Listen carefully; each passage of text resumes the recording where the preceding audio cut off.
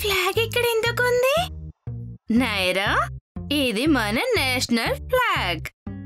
అవును టీచర్, ఇది మన ఇండియన్ ఫ్లాగ్ అని నాకు కూడా తెలుసు.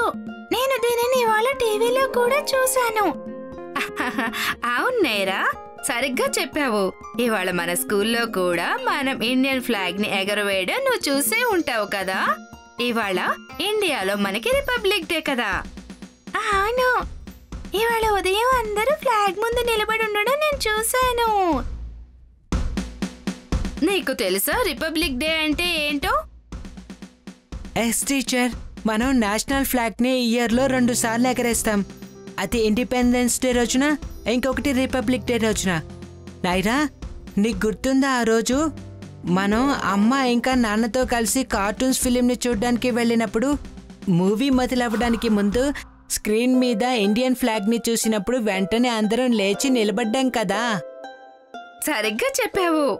మనం మన ఇండియన్ ఫ్లాగ్ ని ఎప్పుడు కూడా గౌరవించాలి పిల్లలు. నీల్, నువ్వు చెప్పింది నిజమే. మనం ఇయర్లో మన ఫ్లాగ్ ని 2 సార్లు ఎగరవేస్తాం. కానీ రిపబ్లిక్ డే అంటే ఏంటి? అది నాకు తెలీదు టీచర్. నువ్వేమి దిగులు పడకు నీల్, నాతో రండి, నేను మీకు చెప్తాను.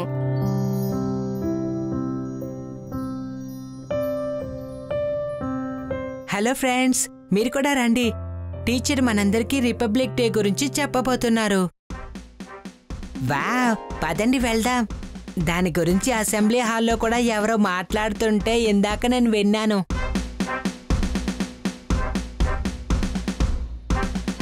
నేను ఇంతకు ముందు చెప్పినట్టు ఇవాళ మన ఇండియన్ రిపబ్లిక్ డే. మీలో ఎవరైనా చెప్పగలరా ఇవాళ డేట్ ఏంటని? 26th జనవరి. వెరీ గుడ్ వాణి. ప్రతి ఇయర్ ఈ రోజున ప్రపంచమంతా కూడా పరేడ్స్ జరుగుతుంటాయి. అందులో మీలాంటి కొంతమంది స్కూల్ పిల్లలు కూడా పార్టిసిపేట్ చేస్తారు. అలాగే అందులో ఆర్మ్డ్ ఫోర్స్ కూడా పార్టిసిపేట్ చేయడం మీరు గమనించుంటారు. ఈ హాల్లో ఉన్న పోస్టర్లను అందరూ ఒకసారి చూడండి. ఢిల్లీలో ప్రతి సంవత్సరం కూడా జరిగే పెరేడ్ కి సంబంధించిన పోస్టర్లు ఇవన్నీ.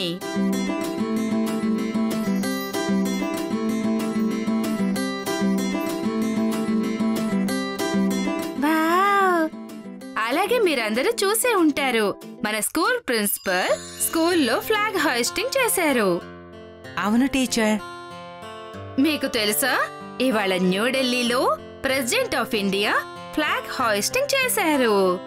అవును టీచర్, నేను అది టీవీలో చూశాను. వెరీ గుడ్ పిల్లలు. ఇప్పుడు నేను మీ అందరికీ మనం అసలు రిపబ్లిక్ డేని ఎందుకు సెలబ్రేట్ చేసుకుంటున్నామో చెప్తాను. ఇవాళ మనం రిపబ్లిక్ డేని ఎందుకు సెలబ్రేట్ చేసుకుంటున్నాం అనేది తెలుసుకోబోతున్నాం. ఎన్నో సంవత్సరాల క్రితం ఇండియాని బ్రిటిష్ వాళ్ళు పరిపాలించేవాళ్ళు. అలా ఆ విధంగా వాళ్ళు ఎన్నో సంవత్సరాలు రూల్ చేశారు. ఇండియన్ పీపుల్ కి అసలు స్వేచ్ఛ అనేదే లేదు. వాళ్ళకి నచ్చినట్టుగా వాళ్ళు అసలు ఏమీ చేయలేకపోయారు. స్వతంత్రాన్ని పొందడం కోసం చాలా మంది చాలా ఏళ్లు పోరాటం చేయవలసి వచ్చింది. ఇక చివరిగా 1947లో ఇండియన్స్ కి బ్రిటిష్ పీపుల్ నుండి స్వేచ్ఛ లభించింది. ఆ తర్వాత చాలా మంది ఇండియన్స్ ఒకటిగా కలిసి రూల్ బుక్ ని తయారు చేశారు. అది అచ్చంగా మన స్కూల్లో ఉన్నట్టే ఉంటుంది. అందులో స్వేచ్ఛ లభించిన మనం అందరం కూడా ఏం చెయ్యాలి, ఏం చెయ్యకూడదు అనేది రాసుంటుంది. మనం ఎక్కడికి వెళ్ళొచ్చు, ఎక్కడికి వెళ్ళకూడదని కూడా ఉంటుంది. అవన్నీ ఉంటాయి. ఈ రూల్ బుక్ ని మనం అందరం కాన్స్టిట్యూషన్ అని అంటాం. ఈ ప్రపంచంలో ఉన్న ప్రతి దేశానికి కూడా వాళ్ళ వాళ్ళ కాన్స్టిట్యూషన్స్ అనేవి ఉంటాయి. ఇండియన్ కాన్స్టిట్యూషన్ రాసి పూర్తి అవ్వడానికి సుమారు 3 సంవత్సరాల టైం తీసుకుంది. 3 సంవత్సరాల పాటు కాన్స్టిట్యూషన్ ని జాగ్రత్తగా రాశాక మనం దానిని ఉపయోగించడం మొదలు పెట్టాము. మన గవర్నమెంట్ ని, ఈ దేశాన్ని కూడా ఆ పుస్తకం ప్రకారం పాలించడం మొదలు పెట్టాం.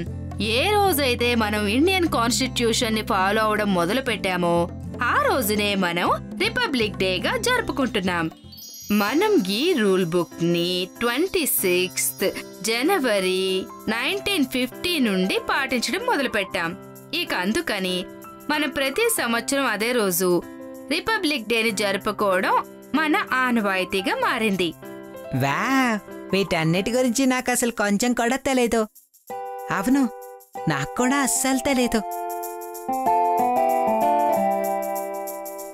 థ్యాంక్ యూ టీచర్, మా అందరికీ కూడా రిపబ్లిక్ డే గురించి చెప్పినందుకు చాలా థ్యాంక్స్. యువర్ వెల్కమ్ పిల్లలు. మీ అందరికీ కూడా happy republic day. Same day teacher.